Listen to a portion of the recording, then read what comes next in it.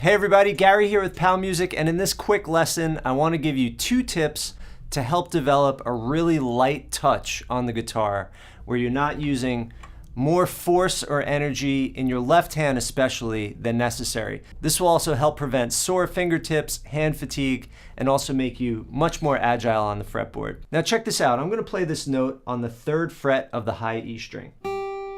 Now I'm using minimal pressure to get that note to ring out.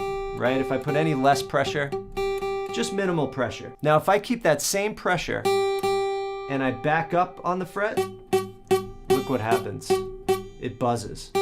So you need less pressure when you press down right behind the fret wire.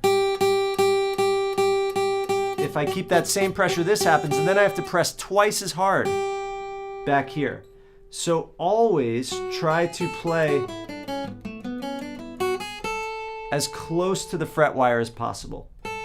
So when you're practicing anything, scales, riffs, let's say it's a scale like G minor pentatonic, I'm gonna make sure as I play this scale, my fingers are nice and close to that fret wire, just behind it, not on top of it, just behind it. All right, so that's going to reduce the amount of pressure that you have to place on the strings a lot. And if it's with a chord, same exact thing. Look at my D chord here. My fingers are all right up against the fret wire, just behind it. If I back that whole chord up, it's going to buzz with that amount of pressure. I have to press double hard back there. Same, G, everything's C, everything's really close to the fret wire. A is going to be a little hard to do that because one of those fingers is going to have to be a little back on the fret. But in general, always aim for that, no matter what the chord.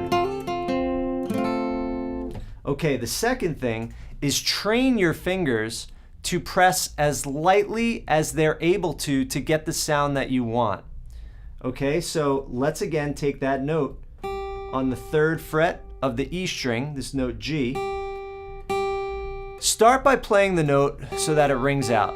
Then I want you to gradually release pressure until it starts to buzz and you stop hearing the note.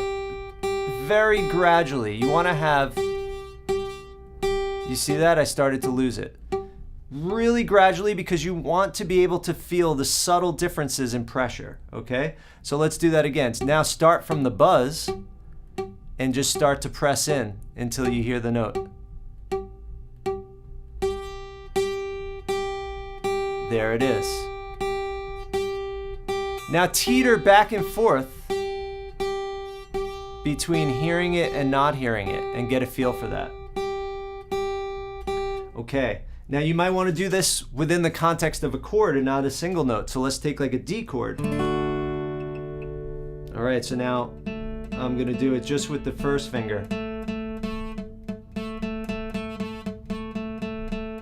All right, so now with that 3rd finger.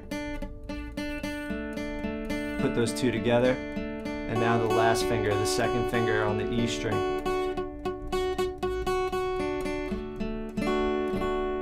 All right, now I got a feel for that light touch. And here's a bonus tip, number 3.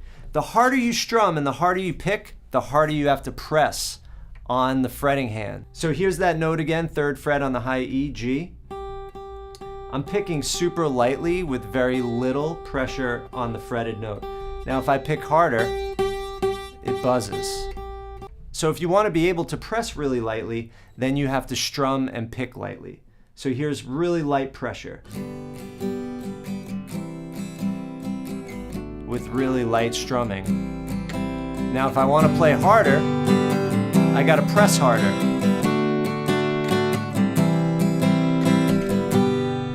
So as you're watching people play, especially people that play fast, notice how lightly everything is happening.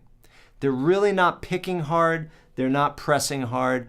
They know that if I want to execute a line or a passage really fast, I've got to release that tension, minimize my movement, minimize my effort in order to go that fast. All right, I hope that lesson was helpful for you. If you want to see more like it, please go ahead and click subscribe so that you get all the latest and greatest content from Pal Music, and tap the bell so that you get notified whenever I release anything. All right, happy playing, and I'll see you guys soon.